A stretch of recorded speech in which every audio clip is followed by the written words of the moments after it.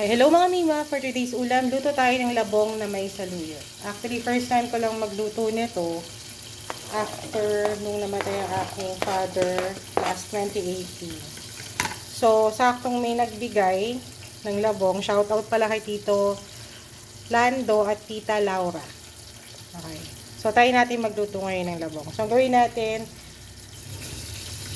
halo-halo lang muna natin. Yung sibuyas, kamatis, tapos, tigatin tubig. So, lagay mo tayong 2 mug na tubig. Yung labong ko, binigay sa akin na, ano na siya, binigay na siya ng luto. Parang malambot na siya. Yan. So, pakuluan muna natin yan. Lagyan na rin natin pala ng pag-uong isda. So, tansya-tansya na lang mamaya. Anong lasa? Sana success. At, may leftover na inihaw na bangus. Actually, yung tinatabi ko to kasi para pag nagugulay ako masarap isama sa pakulo. Yan. Hindi naman nagagalaw kasi yung buntot dahil masyado siyang matigas. So, sinasama ko to sa mga gulay-gulay pag nagluluto ako. So, yan. Pakuluan muna natin. Okay. Kumukulo na siguro siya. Kumukulo na siya. Okay. Kumukulo na siya. So, lagyan natin yung labong. Wait lang. Init. Init, be.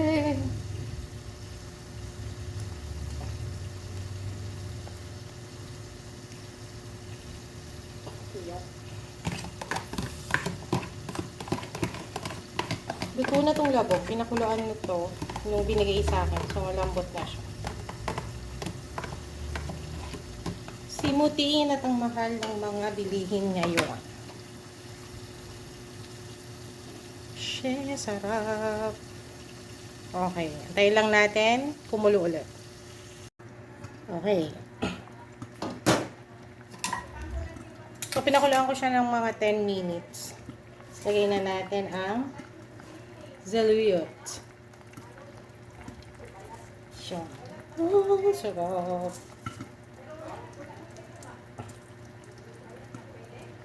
Siya. So, pag naluto na yung saluyot, sucks na yan lahat. Bongga na. Sa akin, okay na yung lasa. Alright, luto na ang ating labong. Labong saluyot. Good luck sa lasa. Pero sa akin, okay na siya.